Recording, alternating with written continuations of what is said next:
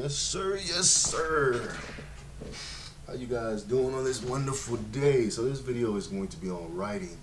Um, Now, the first thing I have that I want to talk about is the problem with worrying too much about getting your writing done.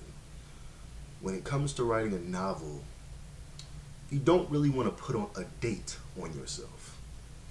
You know, that's extremely unrealistic. Most people put a date like, oh, I'm going to finish this in 3 months.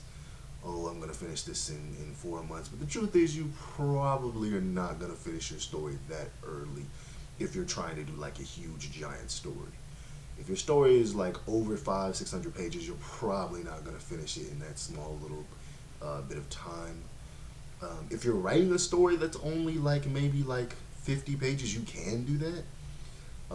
You can finish a 50 to 100 page story in like a month or two. That is most definitely possible. If you're just like typing it up, you can most definitely finish that. But one issue is people trying to finish their story too fast. Give yourself time to breathe. Give yourself time to relax. Because realistically, if you're a type of person who works 2 to 3 jobs, you're probably not going to finish your novel too quickly. So I would personally say give yourself time to finish it. Stop getting so nervous and scared. Just relax, okay? You're okay. You're good. You're fine. Eventually, you will get that free time. And use as much free time as you possibly can. You're probably going to have to work on your novels like on Saturdays and Sundays. When you're just kind of laying around, kind of sitting there, you're probably going to have to work on your novel to try to get it done. Now, I'll talk about my own novel. Me personally, I know that I'm not going to finish my novel anytime soon because my novel is probably going to be multiple books because it is so long and there's so much information and so many story arcs that just cannot get done within only a few hundred pages. My first book is probably going to be 700 to 800 pages, and the second one is probably going to be 700 to 800 pages, and that's okay.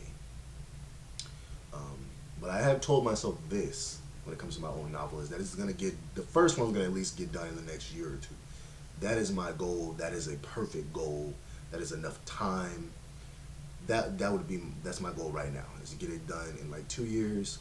And then my other goal is to get like 10 pages done every week because I'm typing. But I also write my stuff down. I write down a lot of notes and I type a lot of notes. Sometimes I'm doing 3 story arcs at a time.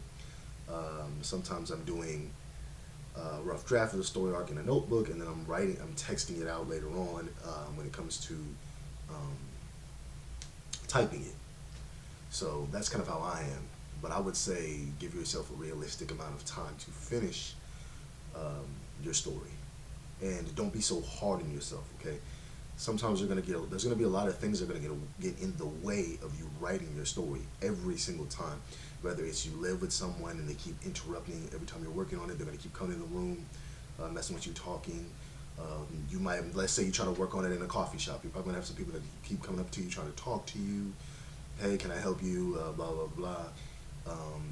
Sometimes you're gonna mess yourself up because you're gonna be like, damn, this is a lot of effort, this is a lot of work. It really has to come from a place of wanting to do it. So if you're the type of person who's trying to write a novel simply because you want to get rich, it's probably not going to happen.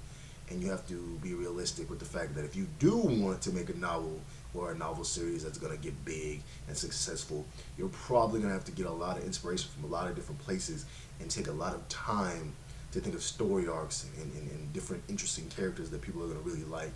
And you're going to have to try to do something that's as new as possible, which I would say you're going to have to do like a remix of something. Like, for example, you're not going to be able to make like a Harry Potter. You can't just be like, oh yeah, I want a story about wizards. Because people are going to look at it as like, why would I pay attention to your story about wizards when Harry Potter already has a whole bunch of lore? He already has a whole bunch of amazing movies that are top notch, that have amazing actors, amazing fight scenes, amazing choreography, an amazing story, and you can literally just go get them from like the Walmart, get all the Blu-rays and watch them. And it's also easier to watch versus read a story. So most people are not going to want to read a wizard story. But you can do like a combination. You have to do stuff that's just never been done. How about a ninja wizard or something? That hasn't been done before. Everything has to be kind of unique. Like you're remixing stuff, you're fusing things, and I feel like a lot of the time people don't try to come from a place of being unique. They try to basically try to make their own Lord of the Rings or try to make their own version of Harry Potter. You can try it, I mean, but your story is gonna have to be like 10 times better than Harry Potter if you're trying to, you know, have a wizard at a wizard school and do the same thing. It's gonna have to be like 10 times more interesting. So that's why that can kind of become an issue. Another thing is when it comes to writing, you have to put your whole soul into your writing. You have to put your emotions all into the writing. You have to put your thoughts all into the writing and give it your all. Give it 110%. And realistically, most people are not giving it 110%. Let's just keep it real. Most people are giving it like 40% and then getting irritated because you have to sit down and you have to type it or you have to write it and you have to sit there and think of all the world building, the characters, the story arcs, and all that stuff, all that good stuff. Most people don't want to sit down and do all that.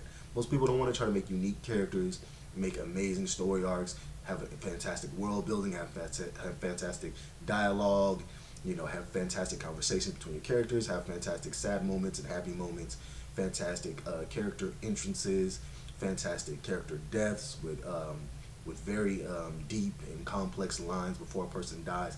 People don't want to do all that because that's a lot of work. Breaking down your characters mentally, having multiple different characters who talk and think and speak in different point of views that are different races from different countries or different cities or different places, different islands, whatever your story has. Because your story might be all islands like One Piece or something, or your story might be like these giant cities. You know, your story might be sci-fi. Your story might be a mix of sci-fi, western, romance, comedy, drama, sadness. You know, your story might be kind of like a play, like freaking Romeo and Juliet. It might be inspired by Romeo and Juliet. You might be making your own version of Romeo and Juliet. But you're not going to want to sit there and do all that writing. That's kind of the thing with people. As much as they want to make this fantastic, amazing story, they do not want to put all that effort in, or they don't have the time to put that much effort into a story to create a story that amazing. You know, especially if your story is very big.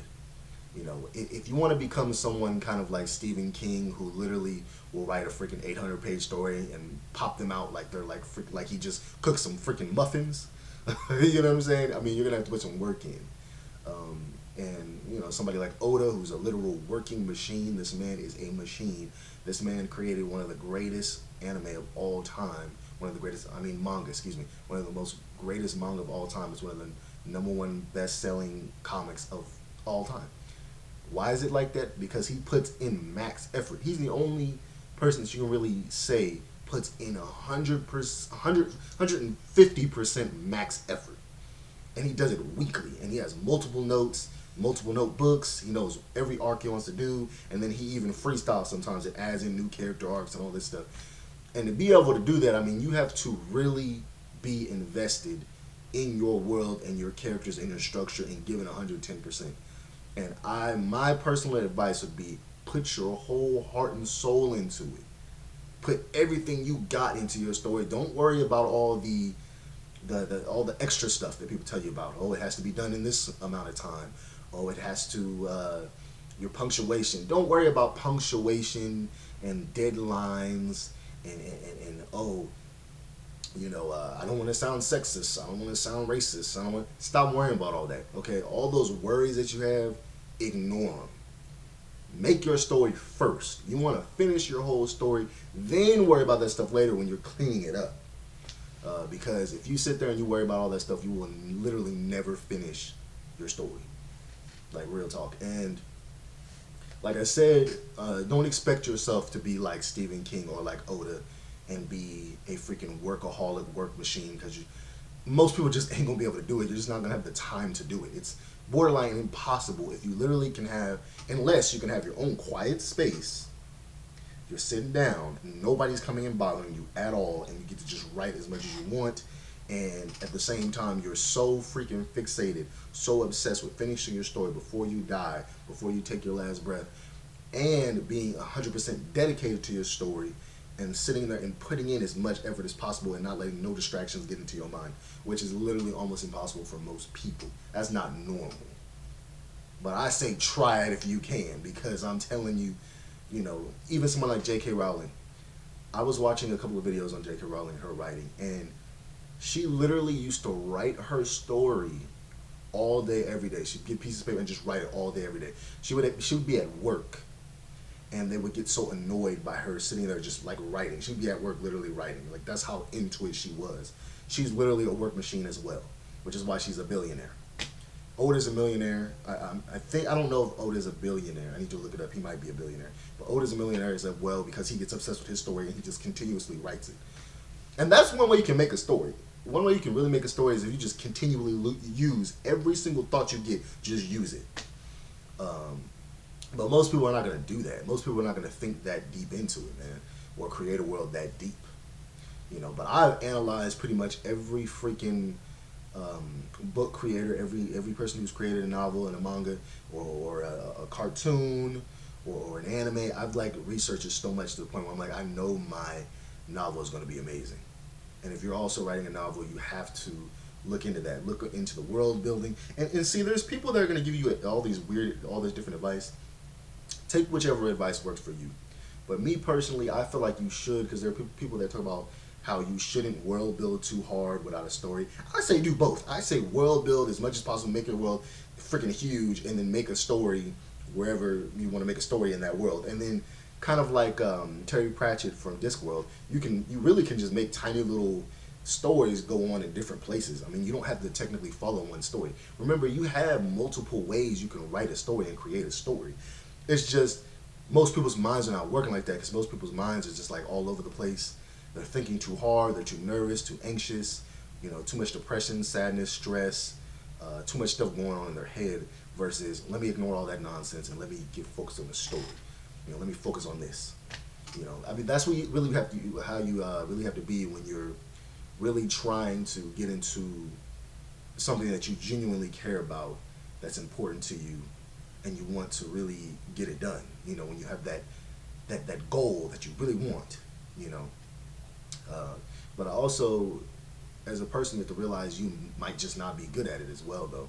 I remember watching a YouTube video by this famous YouTuber, and he said that sometimes you can have this extreme drive, but if you just genuinely hate the whole process of it, then it's kind of just a waste. But I would say like this, though.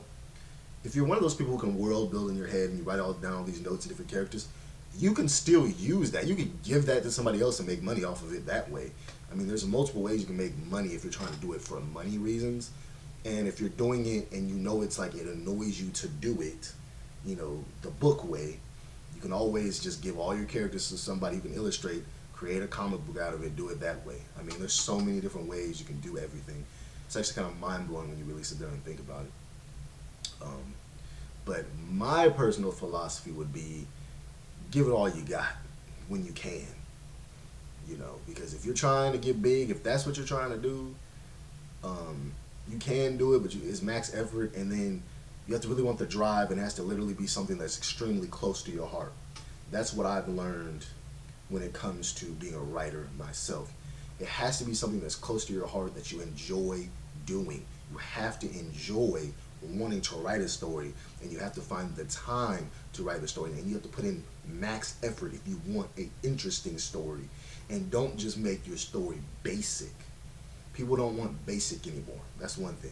Now you could try. Maybe you will get lucky and you'll get big by making a basic story, but most people don't want like a Lord of the Rings copy or a Harry Potter copy or something like that. It's just, people are going to get bored of that. They're going to be like, oh, another Wizard School story, and it's not even close to as good as Harry Potter is. But yeah, like I said, the biggest thing you guys got to understand, at least from my opinion, is that you have to have an extremely big drive to do it. And you have to low-key be a mad woman or a madman who's obsessed with it. Like, to be honest, you have to be like obsessed with your whole world that you created. I mean, I still think of J.K. Rowling because the fact that she got the idea on a train and then basically created from there, and you can see it in the freaking book, because literally the original Harry Potter book, the very first one that came out, had the train on it, and then you know how in the movie it like shows him get on the train. He goes through the little wall thing, the little, what is it?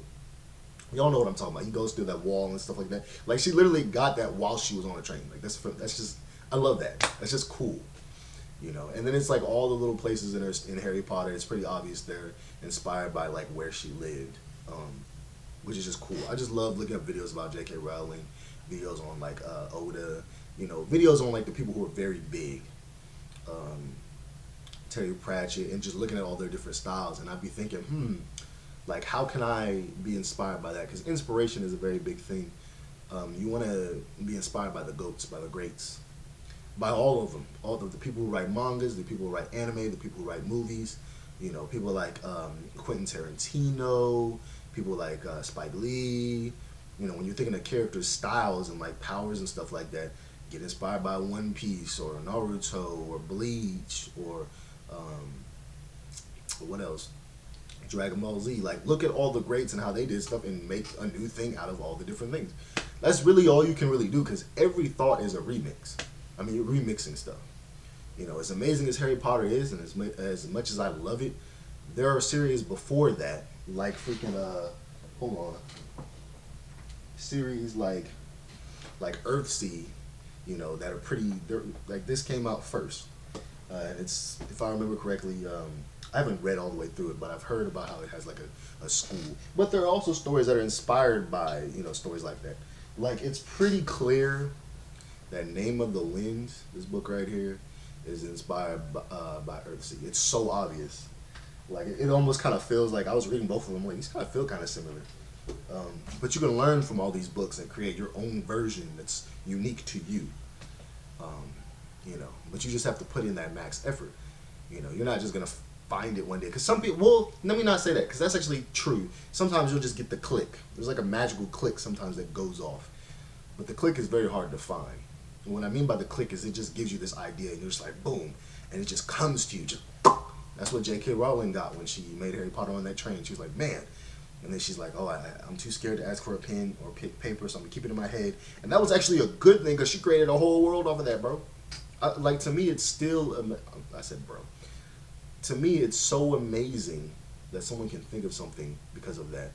When I look at, like, Oda's backstory, him liking that little Viking anime show, and deciding, like, he wants to make his own show about pirates. It's crazy. And Oda's inspirations, man, you can see his inspirations everywhere, and I love it so much. I don't want this video to be too long, but like, comment, subscribe if you enjoyed the video. And give me your opinion on writing. I would love to hear that. Peace and blessings. Thank you guys for listening. Love you guys. I pray for you guys. I hope you guys have a fantastic evening.